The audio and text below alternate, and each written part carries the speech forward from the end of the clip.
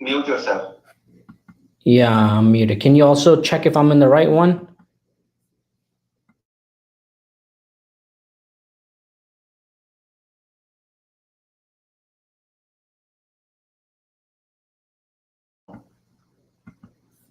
You are on live.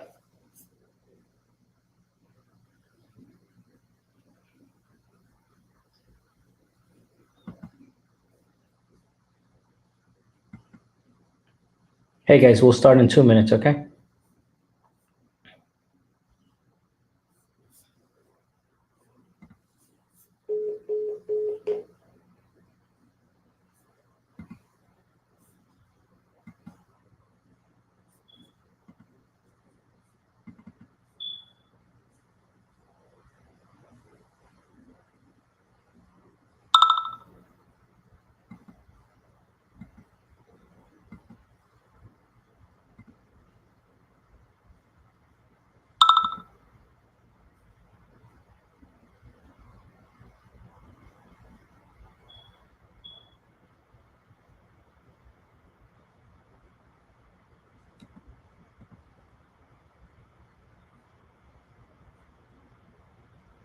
Hey everyone, we're gonna start in 2 minutes, okay?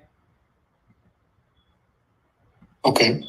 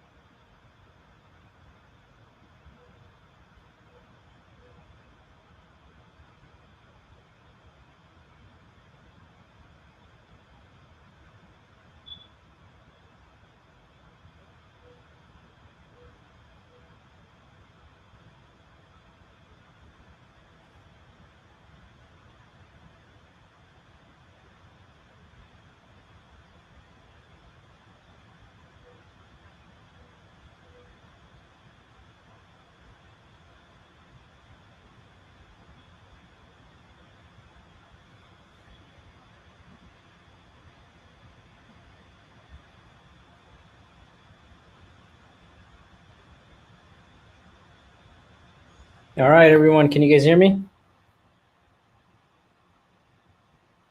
Awesome, great.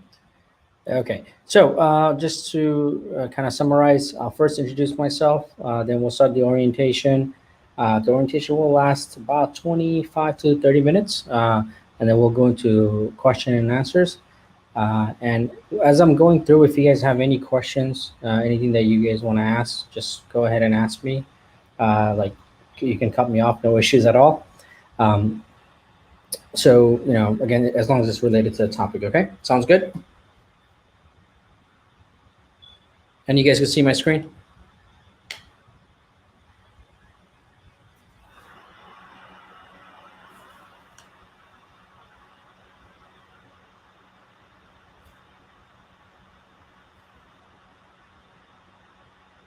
Okay.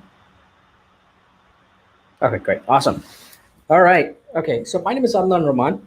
I've worked in the software development industry for, let's see, how many years has it been? Since 2011, so almost over a decade. I've worn multiple hats throughout the year. I uh, worked as a business analyst, as an automation QA, as a Scrum Master, as a product owner, as a Scrum Master, as a project manager. So I've worn multiple hats. I've been working with TechFios since 2015, mostly in the coordination area and kind of prepping our students and helping them kind of get their foot in the door in the industry and prepare them for interviews and etc. Okay. Um, so I'm going to go ahead and get started.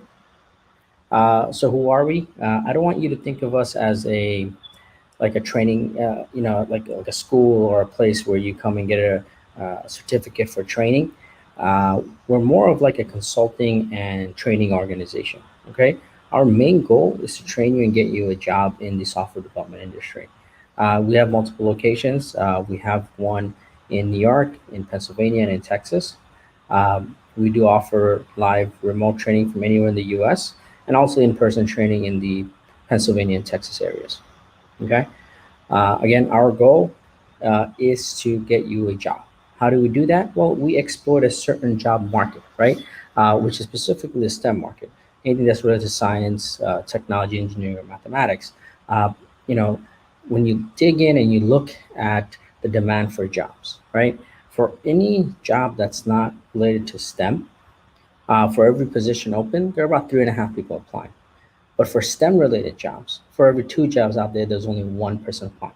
So there's kind of a 2-to-1 ratio.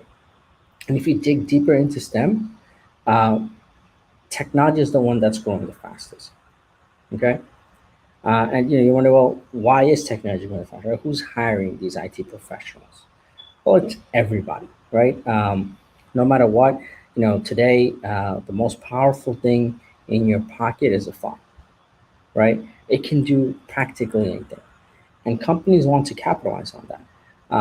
If you go into a gas station, whether it's Exxon, Shell, BP, whatever it is, there's an app for that. There's an app where you can scan. So as you visit more, or as you hit a gallon limit, they're going to give you a discount per gallon, right? So they're building their brand, and they want you to keep coming back, and they're offering an incentive to keep coming back, right? And they're doing that through technology. If you go to Walmart or Whole Foods, same thing, right? Um, they're building their brand, they're giving you discounts, they're making you a member, and based off the more you visit, the more you're gonna buy from them, the more they're gonna make money from you, right? So software is kind of the future, right? The way we interact, the way we do things, it's all kind of streamlined through technology, communications, finance, social networking, even healthcare. So since it's going that direction, most companies are playing catch up, or even new companies that are starting are making sure that they're able to capitalize on technology. Now there are multiple trainings that we offer, and there are also multiple roles in the industry. There are business analysts, project managers, QA automation, developers, DevOps engineers. So there's a whole bunch of roles out there. We do offer training for um, a few roles. Guys, can you hold on one sec? What happened? Minimize the window.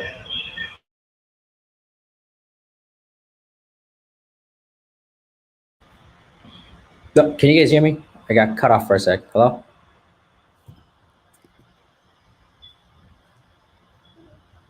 Okay, you guys can hear me now, right? Awesome. Sorry about that.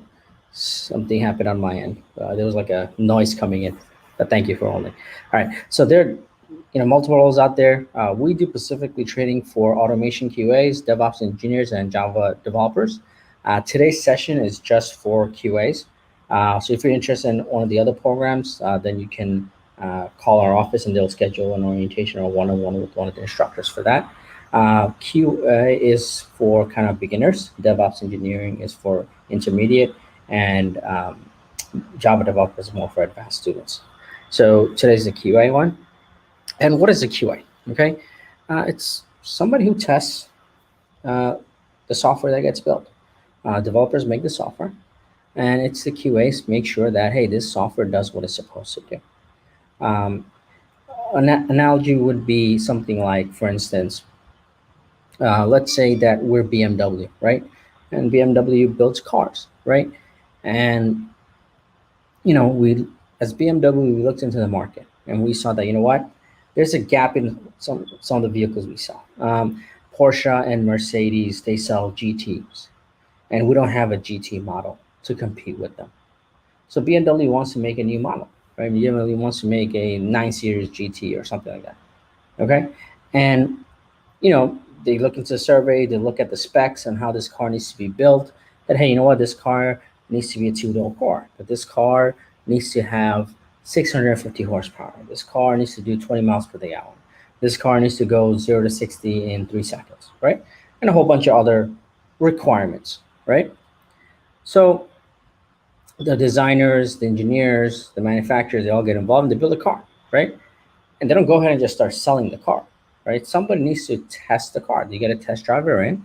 The test driver isn't just testing the car to see if the car drives, right? They're testing to see, hey, does this car do 650 horsepower? Does this car get 20 miles per gallon? Does this car do 0 to 60 in 3 seconds?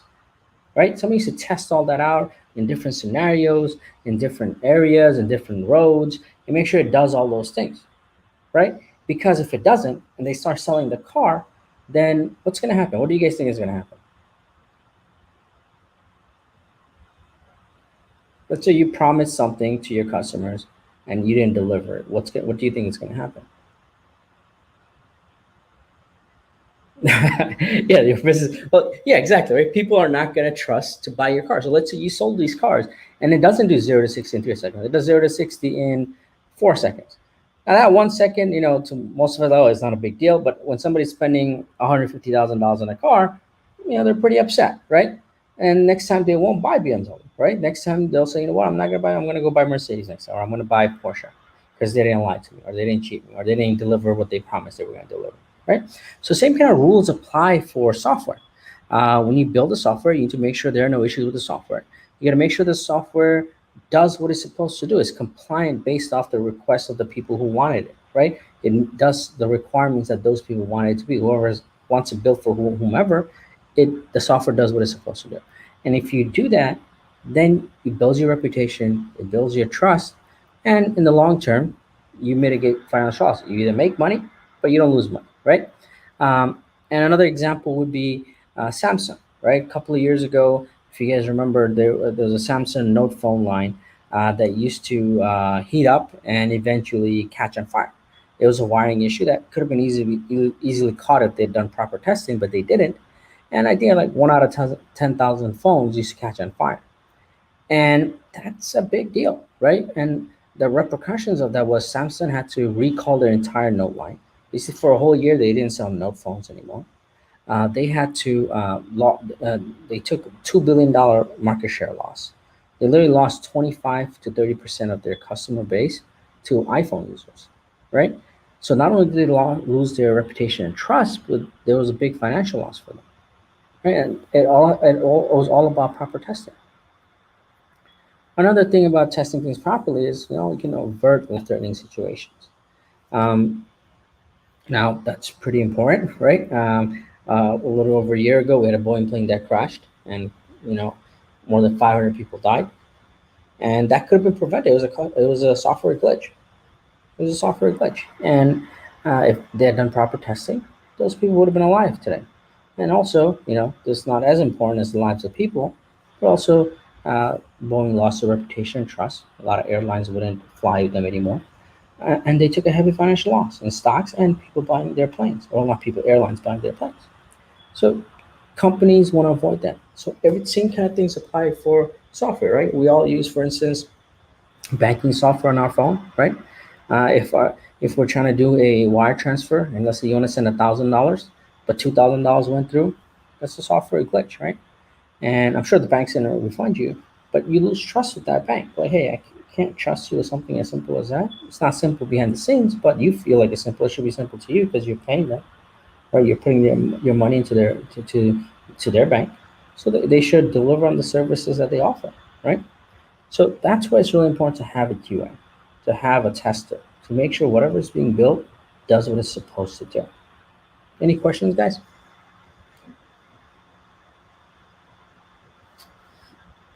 Awesome. Cool. Now I'm sure if you were referred by anybody, or if you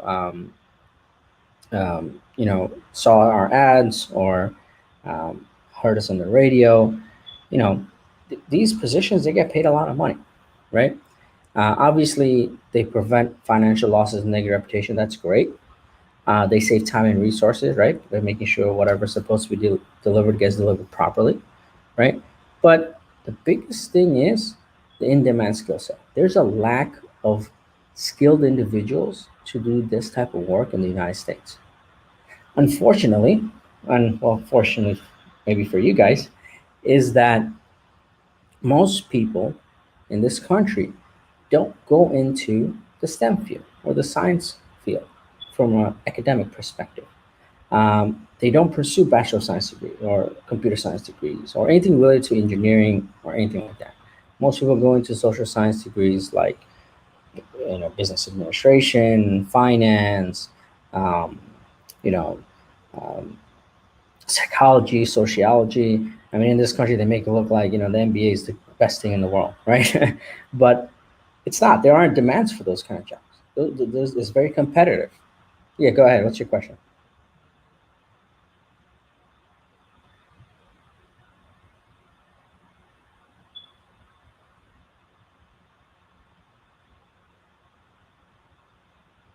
So I went to school here. Did you go to school here, if you don't mind me asking? Okay. So I didn't pursue it either because in this country, uh, it sounds a little, I don't want to offend anybody, but people like to be center stage. Most people go into the sales side. Who makes the most money in any company? It's the salespeople, right? You go to a dealership, it's the salespeople. You go to a company that builds technology, it's the person that's selling your technology for you, right? People like to be in that front area. They like, I don't know if it's the attention or the money or whatever. In this country, people take those roles. They value those roles more, and it requires less studying, right? It's more of an interpersonality skill, right? So you don't have to spend hours and hours studying every day to make sure that you pass your organic chemistry class and your data development class and etc. Right? So it's easier to get into, and people like that center stage. Um, that's why most people don't go into it. Even I didn't. I have a psychology degree, so when I bring this up, I'm not trying to offend anybody because I have it too. I did the same thing in college. We're kind of geared not to go into these STEM related fields. Sure.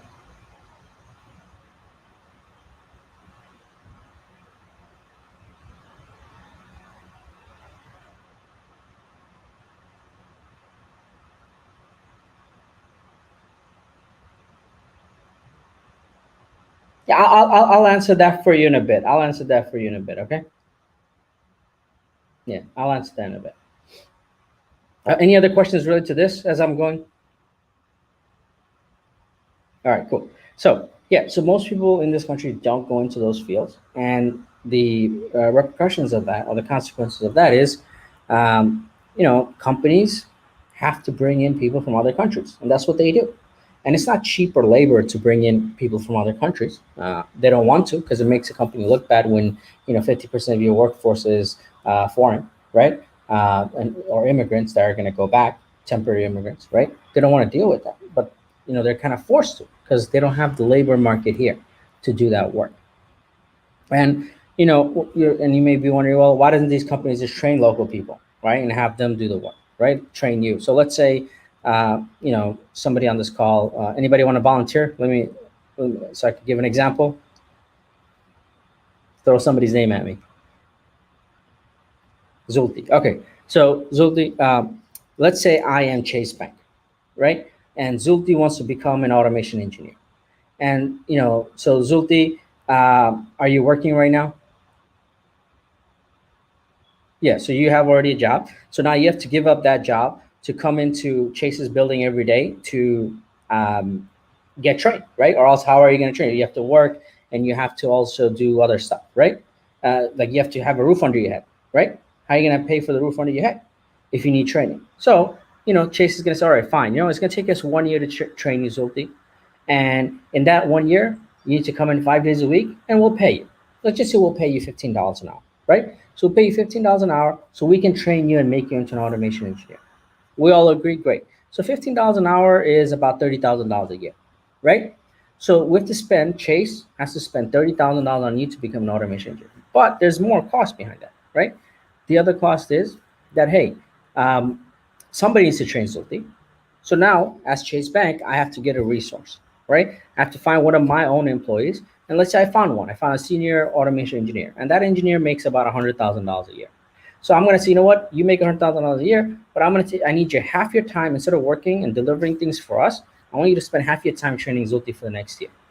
So that's $50,000, right? 100 divided by two, because it's half his time, is $50,000. So it's $80,000 that needs to get invested on Zulti to become an automation engineer. Okay, great. You know what? We'll take that $8,000 hit. Okay, fine. But now, Zulti may say, work 3 months. They say, you know what? 15 bucks is not enough for me. I got to feed for my family. I got to make more money. I can't do this. Bye. So in that 3 months, Chase just lost a lot of money, right? Or 6 months in, Zulti could be like, hey, you know what? Hey, IT is really not for me. I don't want to do automation engineering anymore. It's not worth my time. And say, I gotta go. Bye, right? So Chase just lost $40,000 in 6 months and got nothing out of it, right? Or you know what? A year could pass, and now Zulti is a full-fledged automation engineer. He knows how to do everything. He can do everything. And he's gonna say, hey, Chase is gonna say, great, good job, we trained you, get on board, start working. And Zulti's gonna be like, yeah, I know, I'll start working. I know everything now, but you pay me 15 bucks an hour. Are you gonna give me a raise? Right? Are you gonna pay me more? And Chase is gonna, oh man, we already spent $80,000 on it. We gotta pay you more now. Okay, fine. You know what? You're delivering. You're gonna give us work. We'll pay you more money. No problem. Okay, so we'll pay you $30 an hour. And Zulti's gonna, oh, $30 an hour. Well, I had an interview with Bank of America the other day, and they told me they're going to pay me 45 bucks an hour. Bye, Chase. Thank you for the training. I'm going to go work in Bank of America, right? So, do you guys understand the, what I'm trying to get at? It's a horrible investment for a company to train people. There are too many variables. Okay, define the word supplier for me.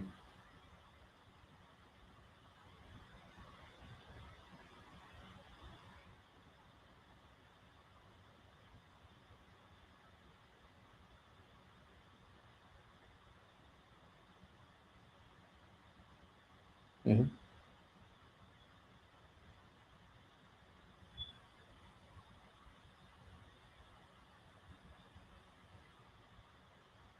Well, don't worry about. I mean, forget us. Take us out of the equation. Just think about you, Zulti, and you got the companies, the industry that needs positions, right? There are not enough employees for them to hire. That's the reality of the situation. Okay?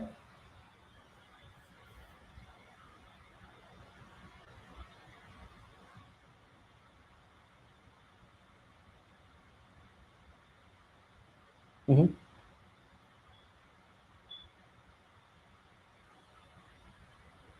Why do you say that? That's not true. Yeah. So yeah, good. No, it's not correct. If you were to bring somebody in from another country, right? And let's be honest, where most people come from is from India, right? They bring in most people from India. So you bring in somebody from India, you may think that it's cheaper labor. The person who you bring in is definitely not getting paid a lot of money. Okay, definitely they're making around 30 bucks an hour. Okay, 30 bucks an hour. But sponsoring, overhead costs, management costs, and then the turnover cost for that person to, because you can only keep somebody for 2 years, right? And then you got to hope that their visas get renewed, right? So all these costs factor in, ends up being 90 to $100 an hour for the company. So it's actually not cheaper, it's actually more expensive. And companies don't want to do that. They don't want to bring in people from other countries, because it makes the company look bad, right? Because it's really difficult to say, hey, we're an all-American company when half your floor are temporary visa employees, right? It doesn't make you look good. But again, they don't have a choice. I've worked in positions where I'm trying to fill a role for 8 months and I can't find somebody. It's very competitive, because whoever you do have, they want the most money, the best environment, work with the best people. They're not just going to take any job, right? So they're picky, right? So again, these rates, it's very expensive. You know, I have worked with companies where like you said, from a recruiting perspective, where they bring in people from other countries, where we're paying the employee maybe 80,000, $70,000 a year, but the client, we're charging the client 90 something dollars an hour, and it's not because we're making a lot of money. You may think, oh wow, we're doubling on. Yeah, we're doubling on, but um, there's an overhead cost, right? There's a turnover cost, and all these things get put. An accountant may be able to do that math better than us, right? But so it's not really cheap labor to bring in other people from other countries. But companies don't have a choice. They need work done. So, like that example I was giving about you, that 1 year that you're getting trained, the company is getting nothing from you, zero delivery, no productivity, right? It's a straight loss for the company. It's zero until you are fully ready to go and you're working, right? Right. So for a company, like, hey, why I'm going to spend? I'd rather spend double and at least get something out of it, right? I rather spend, right. If you do the math, they're like, hey, I'd rather just spend double and get something out of it than get nothing out of it. So companies don't want to go into that direction. Sure, go ahead.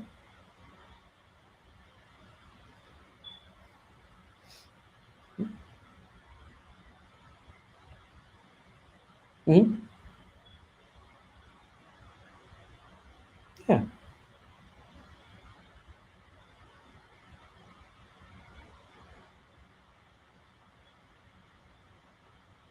So it's the same. Yeah, but it's the same question you can ask why Americans don't go and study computer science, right? Right? I mean, who knows what the answer is, but people don't do it, right? They may think that it's, from my personal experience, I think people think that it's too difficult.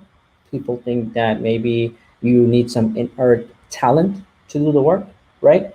Or it's something that only I don't know the definition of smart. To me, I think everybody's smart, but some people may have a definition of smart and they think that they're not smart enough to do the work, right? uh, I think one of the misconceptions is that the work you're doing is rocket science, but it's not. It's a monkey can do it, you know. It's just labor of the 21st century, right? In the 20th century it was building cars. In the 21st century it's building software, right? Cool. Any other questions, guys? I like good questions. Any other questions? Okay. Awesome. Yeah. So obviously that's why we're here, right? And why we exist. Why TechFios is here for you. So our whole curriculum, it was designed by people who work in the field, people from agile coaches to project managers, business analysts, product owners, project managers, developers, QAs, automation engineers. So they designed the curriculum to get you a job as soon as possible. Okay, get you the training, get you a job. All right. We offer remote classes, so no matter where you're in the United States, you can take these classes.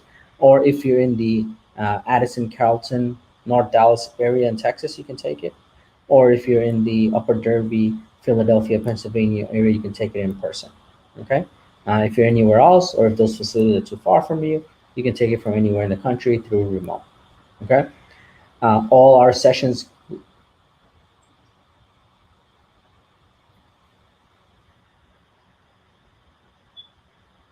Yes, I was getting to that. All our classes get recorded. So all the classes are live. After a class is finished, it gets recorded, so you can watch at any time.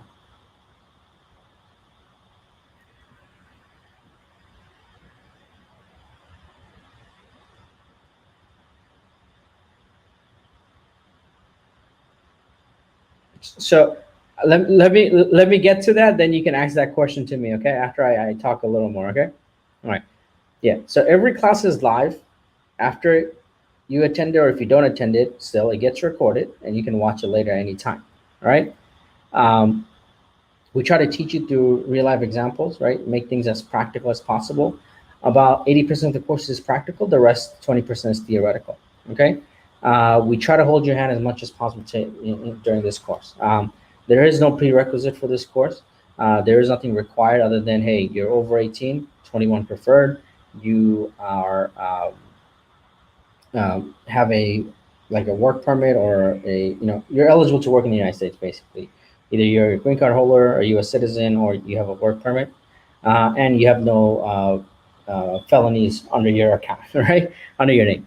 Uh, if you meet those criteria, you're good to go. You can take this course. Okay.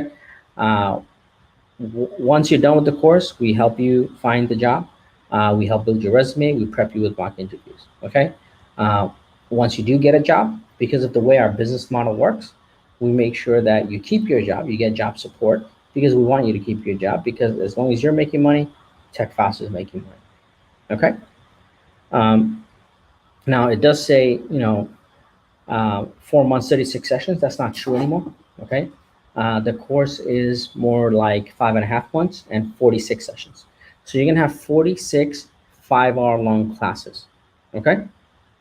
The classes are every Saturday and Sunday, 9 a.m. to 2 p.m. Central Standard Time. Okay. So let's say you sign up for our April batch. On April 17th, you join. Every weekend from that weekend, for 5.5 months straight, every weekend you're going to have a class 9 to 2 for 5 hours. Okay. There are optional classes throughout the weekdays, well, mostly weeknights. They're kind of more Q&A classes. They're from 8 to 10. And, again, you'll get with the instructor and you guys will vote on a time that works best for everybody. You do get to take 2 free trial sessions before you even join. Okay. And ignore the speech classes. Okay. Look, this course was designed for people who are working and busy on the weekdays. And, they're usually free during the nights and weekends, right? So it's kind of designed for those individuals. Now, I think Zutu, correct me if I said your name wrong, but you want to now ask your question? Oh, Zulfi, sorry, go ahead.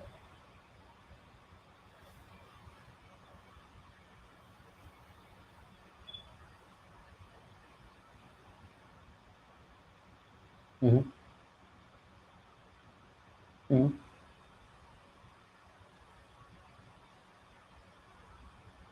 Mm-hmm.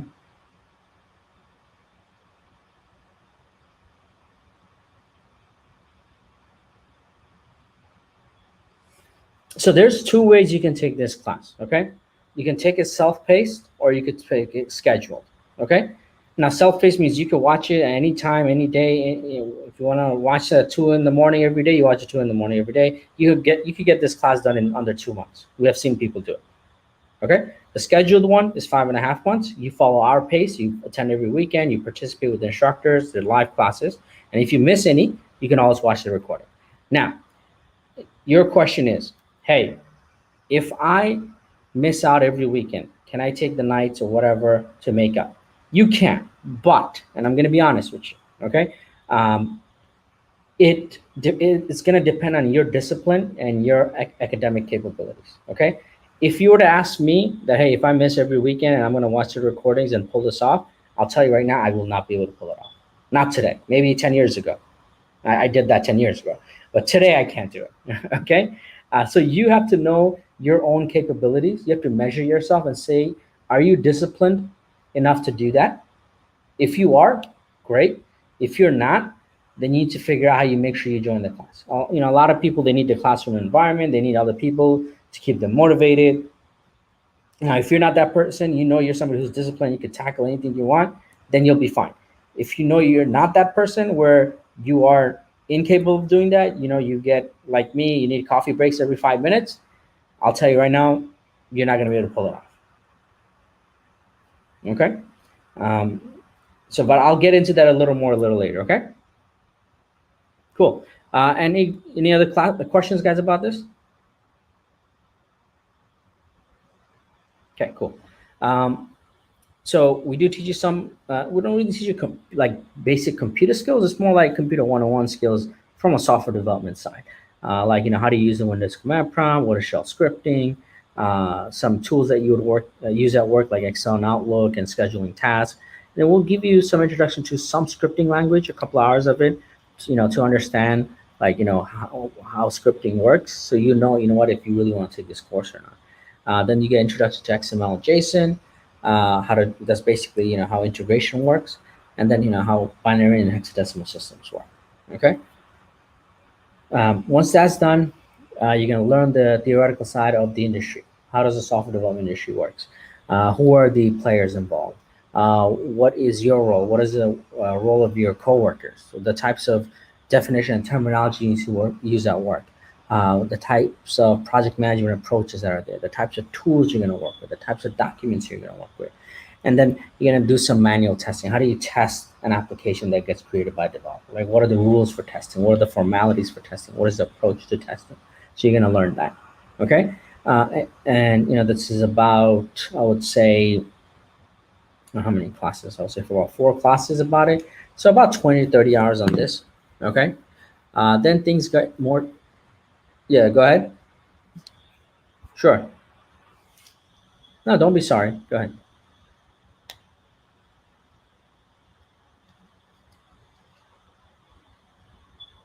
What's the what? Sorry.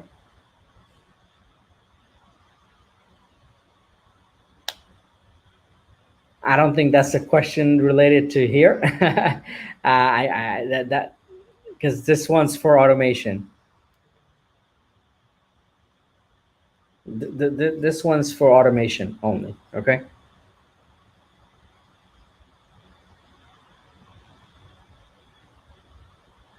We do training for automation QAs, Java developers, and DevOps engineers.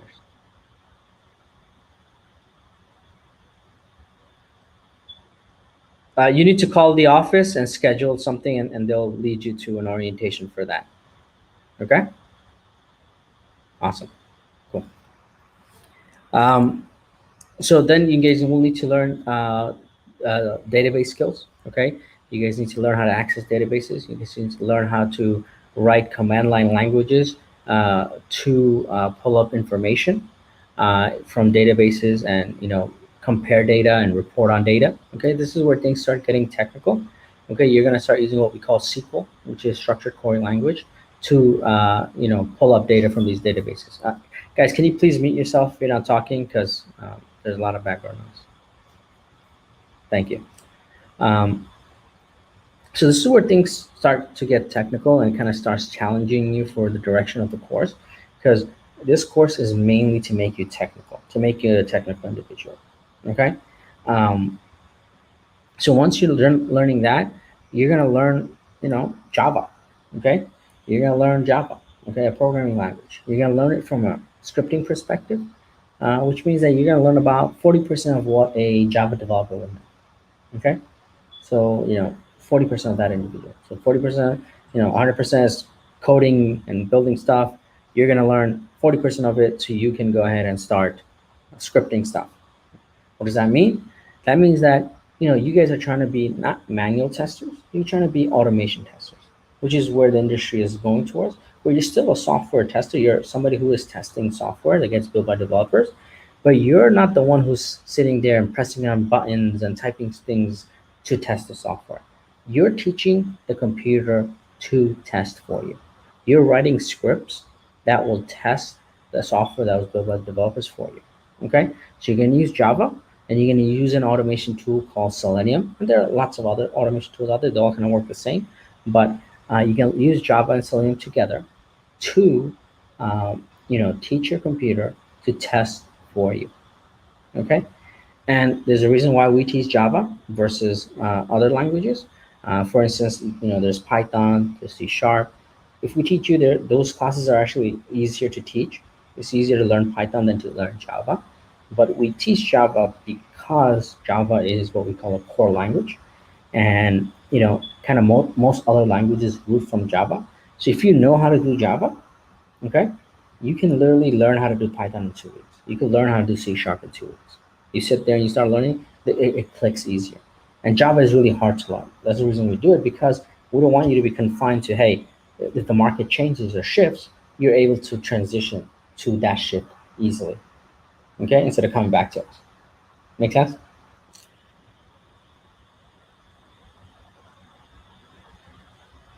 Well, you guys may be on mute, but I'll take that as yes. Okay. You see a little red cross thingamajiggy. So those for BAs. We used to teach BA classes, but the market is not there anymore, so we kind of strayed away from that. Okay. So job market. Strengths and weaknesses, guys. Once you guys are done with this course, we're going to assess you, look at your strengths and weaknesses. We're going to measure your technical skills, your theoretical skills, your interpersonality skills, and see if you're somebody who's going to be able to nail a job, right? And able to go and pass an interview, because that's what you prep for. The whole 5 to 6 months, you prep to nail an interview, right? Once we see that you can, based off that assessment and also the tests that you're going to take, we're going to start help building your resume. We're going to prep you with mock interviews. We're going to assist you in the job search. And if there's any references or job verification needed, we'll support you with that as well. Now, this is the big thing, guys. How do you succeed in this program? Okay.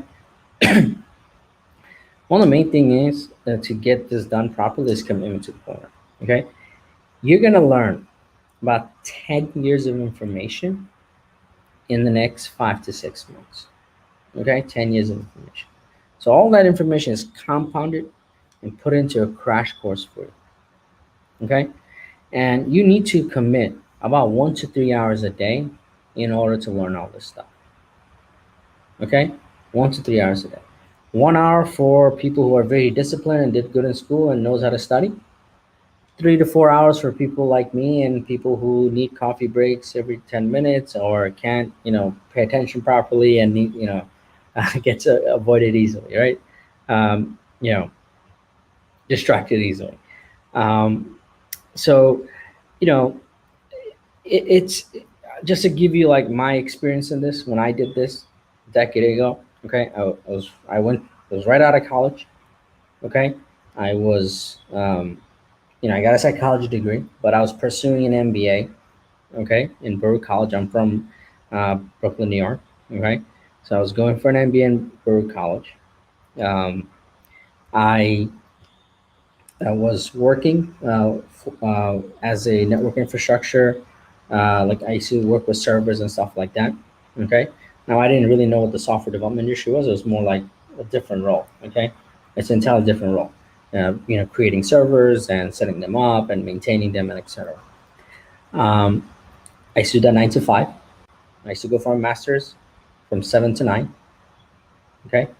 And then I also used to volunteer uh, for people with mental disabilities. There's a company called YI in New York, where it's like a area. It's like a place where they support a nonprofit company that helps people who have mental disabilities and Down syndrome and etc. So I used to be a counselor. I volunteered there to um, to kind of guide these individuals. Okay, and I used to work there from 6 a.m. to 9 a.m. And then I had 5 minutes to go to work. Thankfully, they were all close to each other in Queens. And so my day every day started at 5 in the morning and ended at 10, Monday to Friday. Okay. Well, Friday ended a little early because there was no class on Fridays.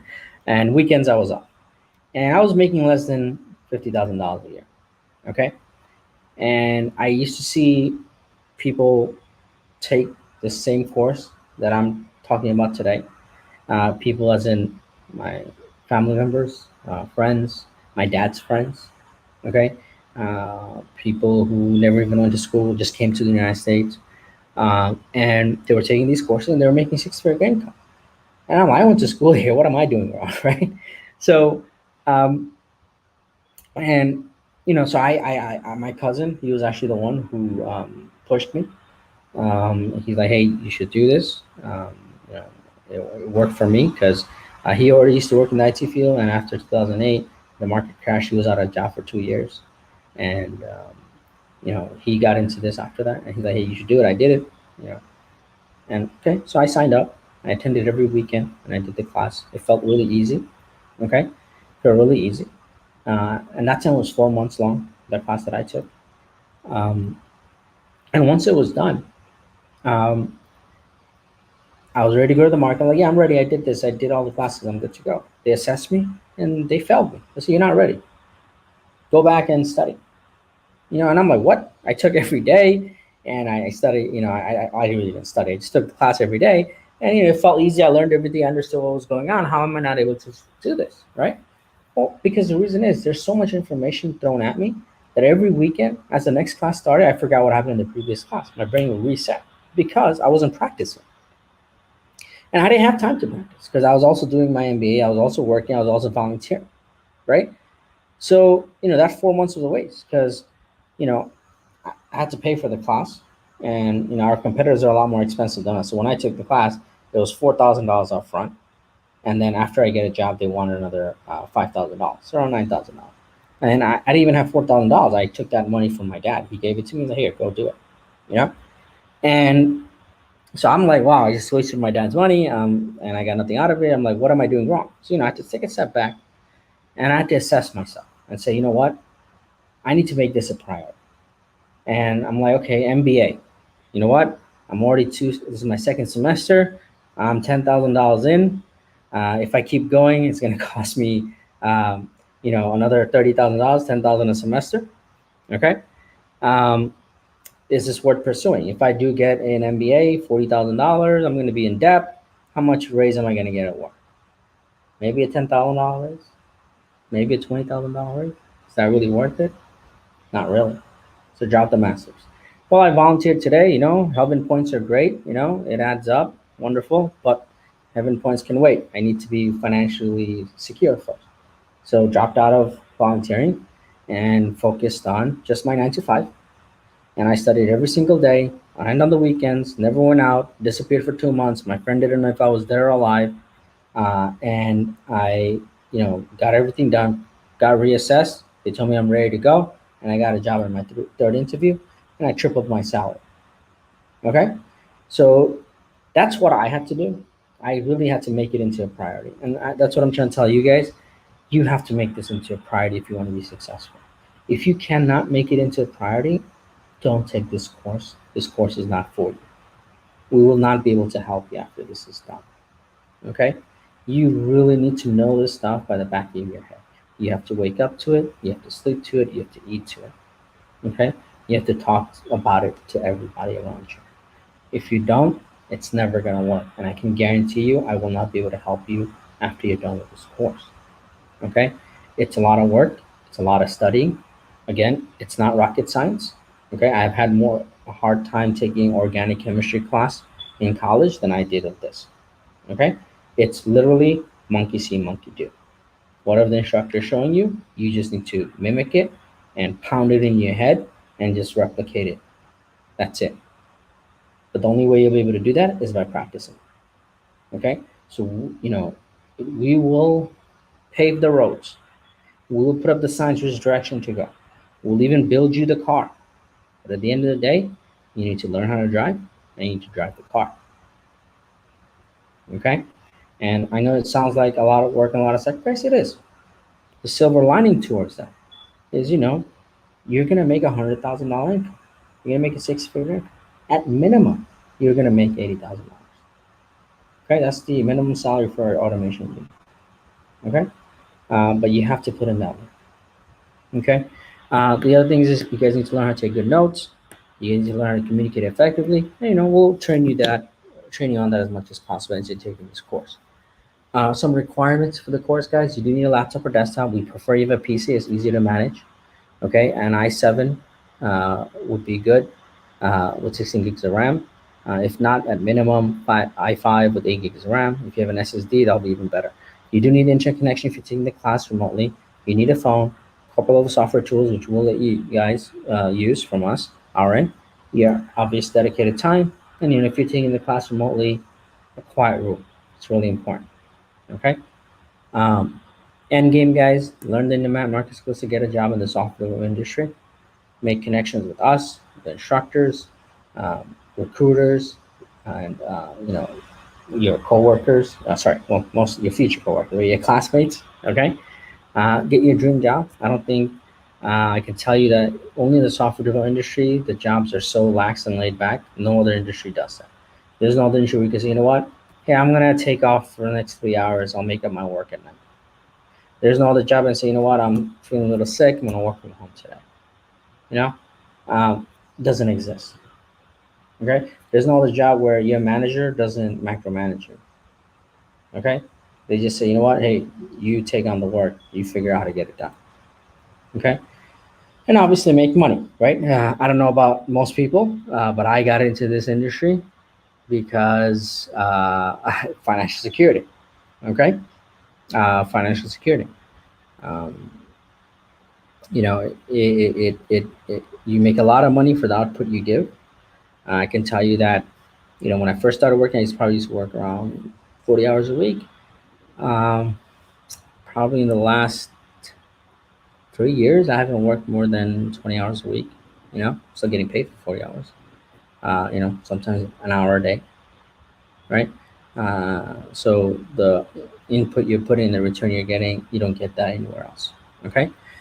Before we move into questions, I just want to break down how we work. Okay, how our pricing works and etc. So if you go to our website, it's techfiles.com, and let's say you want to register for a course. Okay, and this is for the QA. So today's the QA one. Click sign up. Okay, so to join the course, there's a registration fee that you need to pay up front. Okay, the registration fee is $1,200. Okay, and you could pay that $1,200 in two ways. One is by monthly payments. Okay, so it's the month-to-month ISA registration. So you pay $300 a month for 4 months and pay off your balance of $1,200. That's just for the registration, guys. Okay, or you could pay the registration fee as a one payment, full payment. If you do that, you get a $200 discount. Okay, then there's the price of the course, the training that you're gonna get. Okay, the price of that training is $10,000. Okay, $10,000 sounds like a lot of money, right? It's not, because you're gonna make a six-figure income. But also, the $10,000, you don't pay for it until you get a job. Means that once you get an IT job, then you're gonna pay. You owe us a balance of $10,000. And again, once you get a job, you don't have $10,000 to pay us either, right? So that $10,000 you paid in 8 installments. Okay. So while you are working, like you're done with the course, you got a job. While you're working, every month you're gonna pay us around $1,250 for 8 months until you pay off your balance. Okay. Now $1,250 may again sound like a lot, but you're gonna make around $6,000 to $7,000 minimum after taxes. Okay. So yeah, go ahead.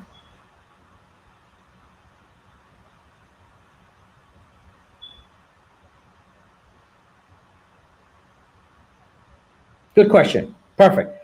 So you owe us a balance of 10,000, right? So if you worked for 4 months, you paid off four installments, right? And you owe us on the remaining balance. You owe us another four installments, right? So if you lose your job, we stop collecting payment. We help you find another job. Once you get another job, you go back to paying off your balance of four installments that is left, right? So this is why we give job support, because the way our business model works is that we're only making money while you're working. So as long as you're getting a paycheck, you are paying us a paycheck.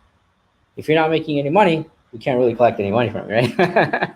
so yeah, go ahead.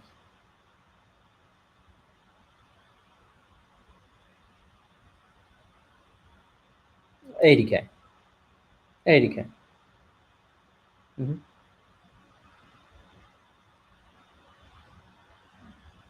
Mm-hmm.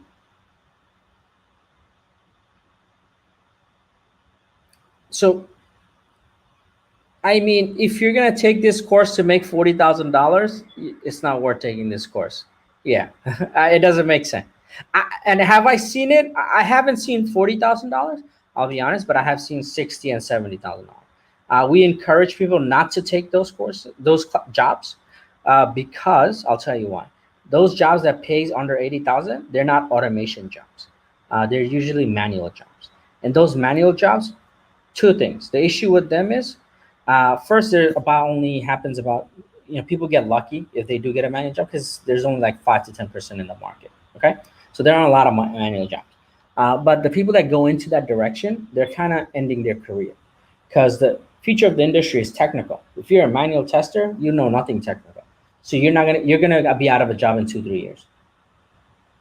Okay, so we kind of encourage people not to do it, but if they want to do it, they can, because you know the stuff, and maybe you work there and you work your way up to an automation in that company. That's great. Good luck, but you still owe us the balance. Okay, we tell you not to take it. We encourage you not to take it. We don't want you to take it because you're kind of locking down your career. And you're going to come back to us 3 years later to retake a course again. But obviously, uh, it happens rare. Probably in the last, uh, since 2015, so almost 6 years, I have seen maybe out of like 400 or 500 students, probably like 20, 30 of them get a job in that direction. Okay. So it's not really, first of all, it's not lucrative to you. Second, it's really not worth your time taking this course if that's what you're going to do at the end of the day.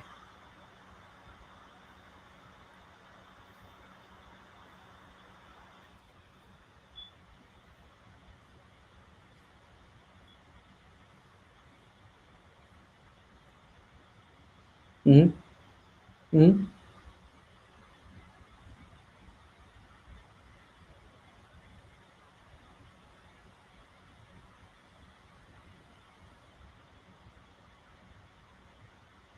So let me first rephrase your question a bit, okay? What's our success rate, right? Let's be straight. So now, what's our success rate, right? That's your question, right? So before I answer that, there are two parts to our success rate. The first part is completion of our course. That means every batch we get about, I would say, 50 people, okay? Every batch, okay? 2 months in, 2 months in, 10% dropout. 3 months in, about 30% dropout. 4 months in, about 60% people will drop out. Okay? Means that they will drop out of the course. Okay? They won't even finish it. Okay? Now why? Because they don't have time to study. Simple as that. It's fair. Like I'm telling you, I'm telling you from the beginning. There's a lot of work. You have to commit all these hours. Most people, well, not most, about half the people that walk in don't have that time, and we give them the heads up that hey, if you're gonna take this, make sure you have it. So 60% of the people drop out, and the first round. Some people they come back later. Out of that 60%, about half of them come back and try to finish it within the year. Okay, because we allow people to take this class over and over again for a whole year. Okay, obviously you want to nail it out the first time you come in if you can. If you don't, then you know uh, it's really hard to jump back in, right? Because if you already took it once and you messed up, you're not gonna have the patience or discipline to take it again. Okay, so now 60%, like 40% that are still there, right? 40% that are still there, their success rate of getting a job, okay, is at 95%. Okay. Now, right now, because of COVID, it's more been at 100%. Okay. It's just the turnover has been longer. Before COVID, our turnover is once somebody finished the class and they passed and they got assessed and they did everything well and they got into the market, the turnover was around 2 weeks. But since COVID hit, it's been around 6 weeks. Okay. 6 to 8 weeks. It's been a little more slow because the market is much more volatile right now because they don't know what to do. It's just up and down because the companies don't know if we're going to open today, if we're going to be shut down for the next 3 months. Nobody knows. It's just up and down. So turnover is a little different. But I would say before COVID it was around 95% because it was more like relocation and issues with, I would say, attitude of some people. So we had that 5% that would, it was hard for us to get them a job. Like some people can't relocate; they have to stay where they are. So like if you live in middle of Kansas, there are no jobs out there, right? The jobs are in big cities, right? The jobs are in the East Coast. The jobs are on the West Coast, in Texas, right? In Chicago, in Washington D.C., in Florida, right? In Washington State. Those are all where all the jobs are. So if you're in the middle of nowhere and there's no cities near you, right? Big cities, there are no jobs there, right? That's a given. So that was an issue. But right now, because of COVID, so the sacrifice we made is, now more people, the success rate is even higher. I would say at 100% because everything's work from home now. So no matter where you live now, you can work remotely. So you could be living in Pennsylvania today. Like just the other day, somebody got a job. I think today they got a job. She's in Pennsylvania and she got a job in Texas, and she's going to be working for Pennsylvania. Because right now, because of COVID, all the offices are closed. I think the future of the industry is all remote. Uh,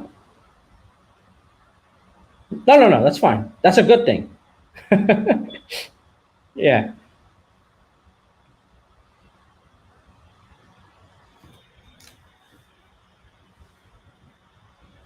you can't just move. Exactly.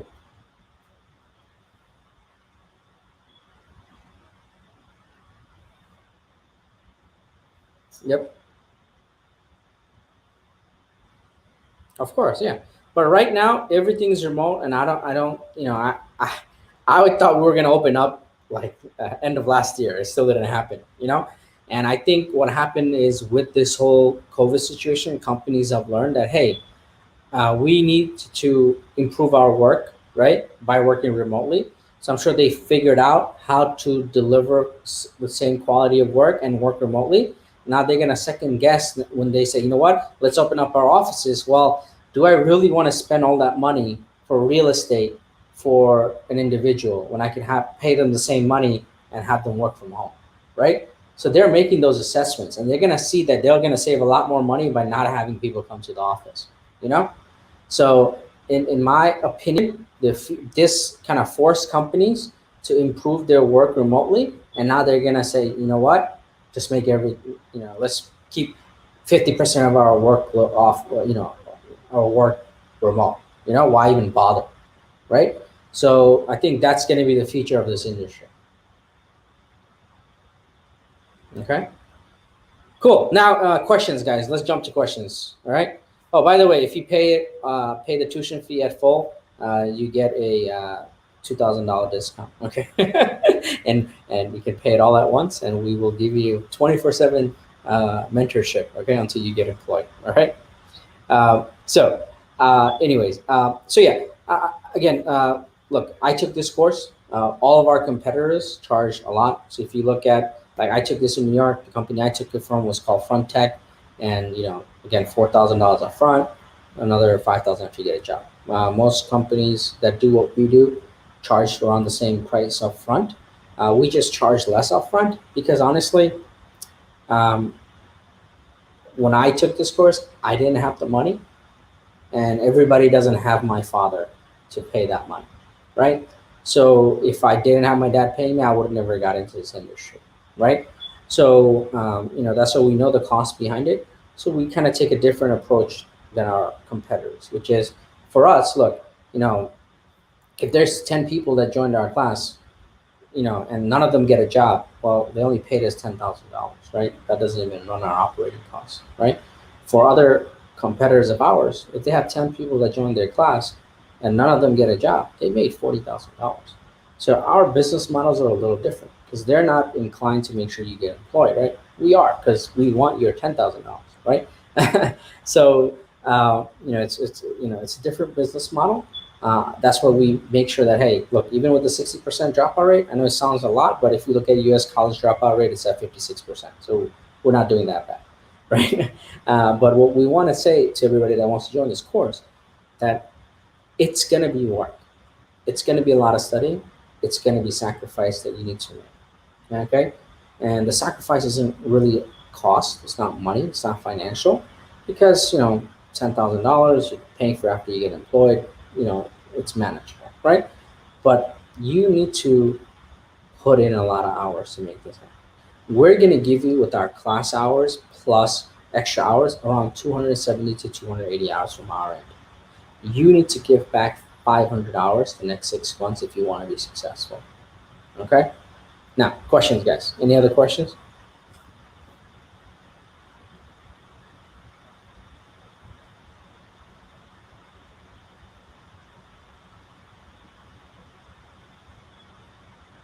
So if you decided to stop, what do you mean by stop? Like, let's say you took it for 2 months and you dropped out. So there are dropout points. The first 2 months, if you drop out, we don't care. The first After the 2 months, we kind of would like to encourage you to make sure that you keep doing this until you get employed. Okay. Now the payment wise, yeah, if you don't get a job, you don't pay.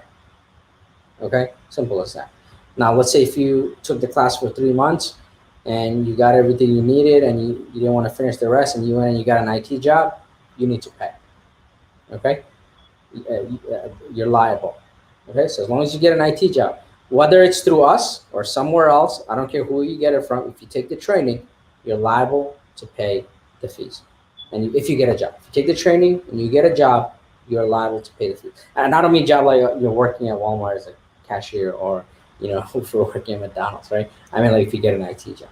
So it doesn't matter whether it goes through us or you applied independently and you got it, or you applied directly and you got it, or another vendor helped you and get it. You're liable as long as you get an IT job.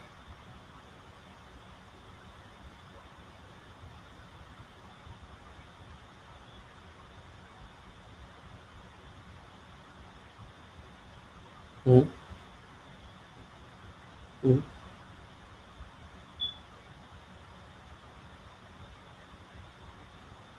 As long as you don't get an IT job, as the 10,000 you're talking about, as long as you don't get an IT job, you do not have to pay us $10,000. You're not liable to pay it.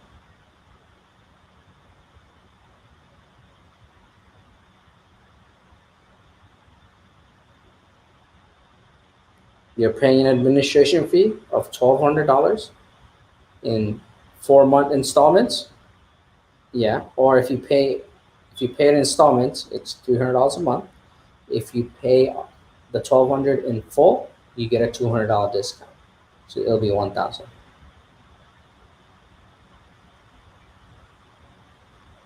So that's just the registration fee. Okay. All right. Correct.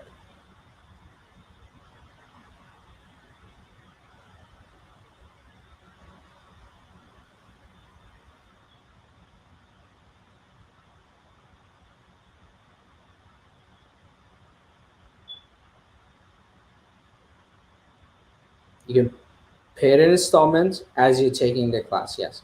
So every month, so let's say you signed up for April, you're making your first installment in April, your second installment in May, and then June, July, you're paying off 4 installments. So while you're taking the course, you're paying those installments. Do we take exams? Yes. There's a midterm and a final we need to take.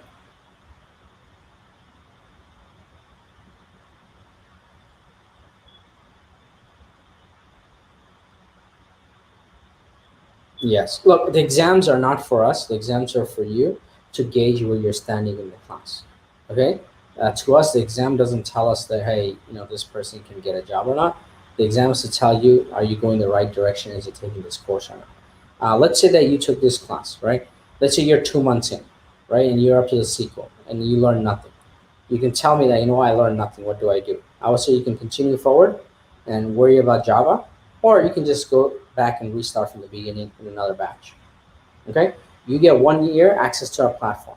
If you need to retake this class 8 times, you will take this class 8 times until you get a job. Obviously, our goal is that you get a job. So if we need to tell you to take it 8 times, we'll tell you to take it 8 times. But we want you to get a job. Okay.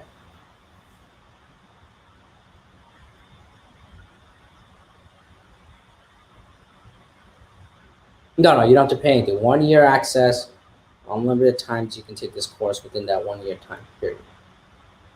The registration fee pays for access for 1 year. Okay, but obviously we want you to finish it the first try, right? So don't get distracted.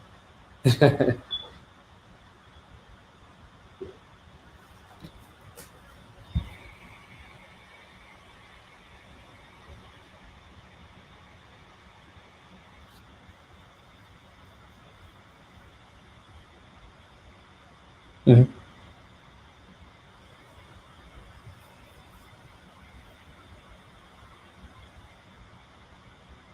Hmm. So it's very situational, right? So if you were to take the midterm, if you'd now, every instructor or every administrator may give you a different answer. If you were to ask my advice, right? What I would say is that okay, you did bad on the midterm. Why did you do bad? Right?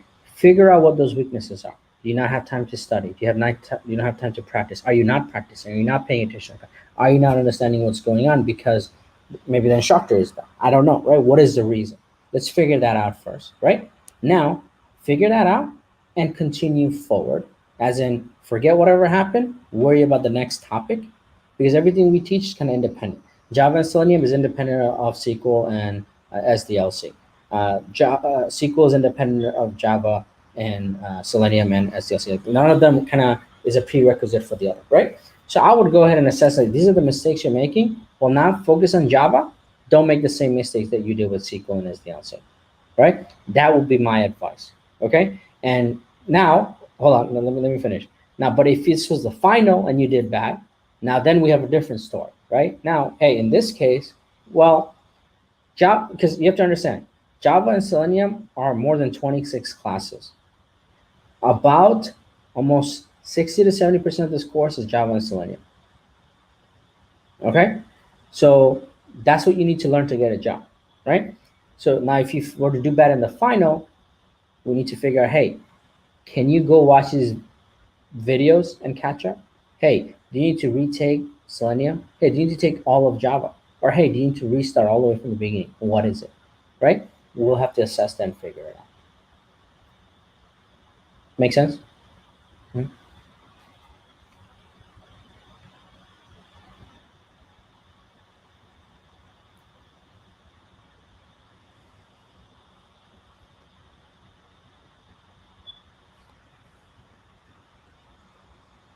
Mm-hmm.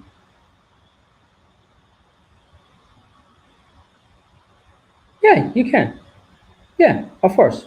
That's not an issue. Again, I'm not, the midterms don't tell us everything, right? It just tells us a story, right? And we need to decipher the story. And, again, you can retake it or you don't have to, right? It doesn't really matter. I wouldn't really care. My thing is that what did you learn from it, right? Again, these exams, like I think traditionally we're used to going to school and thinking it's a pass or fail for us, right? But in our world, it's more like it's an assessment, right? It's saying, hey, what are my weaknesses and what are my strengths? I need to focus on my strengths, and I need to make up for my weaknesses, right? So those are the things that we kind of assess and say, you know what, this is what you're doing wrong, go do this instead, right? And that's all these things are. It's just to show you that, hey, it's to help measure you yourself and understand if you're going the right direction or not. And if you aren't, well, hey, Adnan, or you know what, another instructor, what do I do? What am I doing wrong? Can you help me? Can you guide me?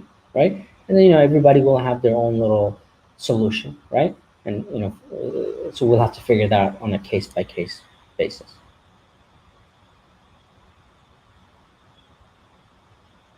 Of course. Again, I wouldn't worry too much about the test, right? Those aren't the tests. I think we call them exams, but the tests are the interviews that we're going to do of you, the assessment interviews. Those are the tests.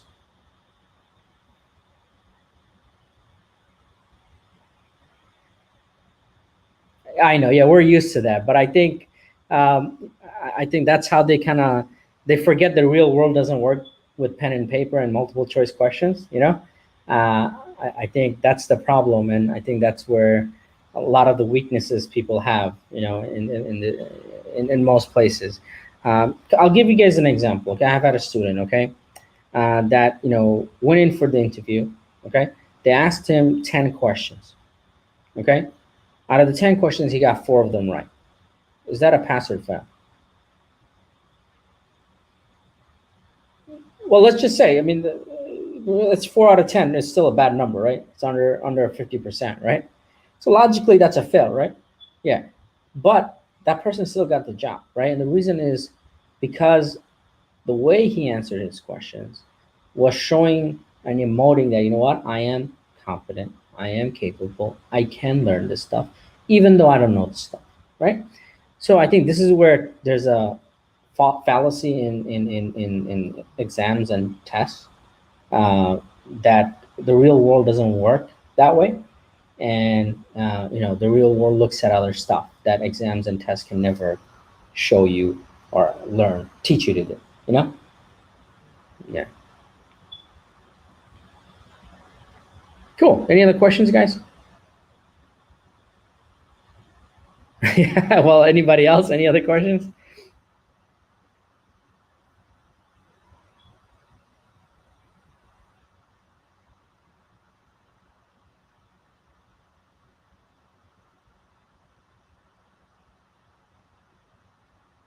Okay. Awesome.